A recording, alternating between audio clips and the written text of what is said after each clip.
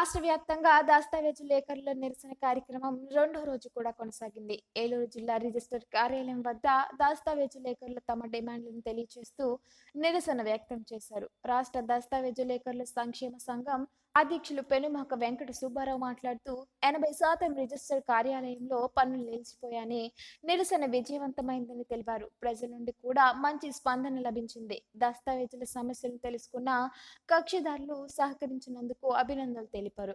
ప్రభుత్వం నిరసన గమనించి సమస్య పరిష్కారం కోసం చర్యలు తీసుకోవాలని, లేని పక్షంలో 22వ తేదీ నుంచి నిరసన తీవ్రతరం చేస్తామని హెచ్చరించారు.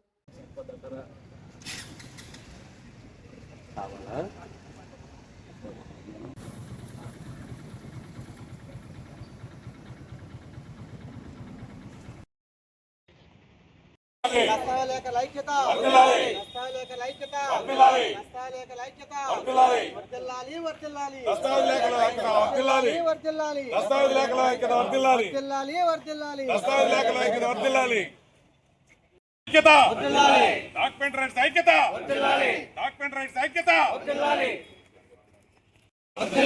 దస్తావేజ్ లేఖల ఐక్యత.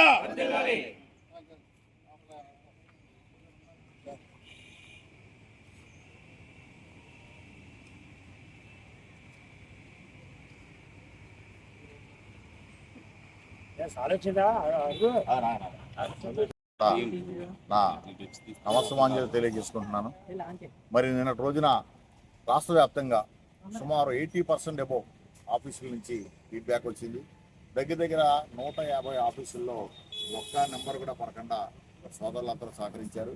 వారందరికీ కూడా నేను అసోసియేషన్ ప్రెసిడెంట్గా ధన్యవాదాలు తెలియజేసుకుంటున్నాను. మరి కొన్ని ఆఫీసుల్లో ఇది లేని పరిస్థితుల్లో, ఎందుకంటే మరి వీలునామాలు రాయాల్సిన వాళ్ళు కానీ కొద్దిగా ఫారెన్ వెళ్ళాల్సిన వాళ్ళు జీపీఎల్ లాంటివి ఉంటాయి, అవి ఆపడానికి కుదరదు కారణంగా కొన్ని చోట్ల 1-2 నెంబర్లు పట్టడం జరిగింది. వాటిని కూడా మేము పరిగణలో తీసుకోవట్లేదు. ఎందుకంటే కొన్ని ఎమర్జెన్సీలు ఉంటాయి. ఎమర్జెన్సీకి మేము కూడా రిలాక్సేషన్ ఇవ్వాల్సిన పరిస్థితులు ఉన్నాయి. దృష్టిలో మ్యాక్సిమం 90% వరకు మేము బాగా కవర్ చేసాం. మరి అందరూ లేఖలు కూడా సహకరించారు. ప్రతి సభ్యు నుంచి కూడా ఫీడ్బ్యాక్ వస్తుంది.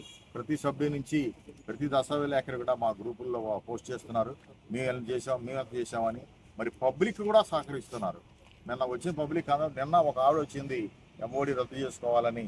ఆవిడ క్యాన్సర్ పేషెంట్. సో మేము రిక్వెస్ట్ చేసాం, మేడం గారు ఇది పరిస్థితి అని. సరే మేము సోమవారం వస్తామని వెళ్ళిపోయింది ఆవిడ. మరి ఆవిడకి కూడా ఈ పత్రికా ముఖంగా ధన్యవాదాలు తెలియజేస్తున్నాను.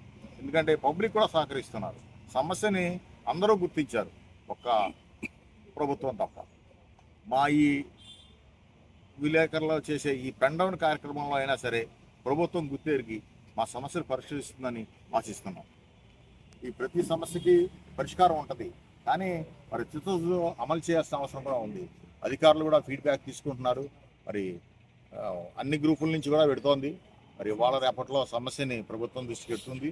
వెళ్ళి పరిశీలిస్తే సరే ఉంది, లేకపోతే ఏం చేయాలనే కార్యాచరణ తదుపరి సోమవారం నిర్ణయిస్తామని తెలియజేస్తారు.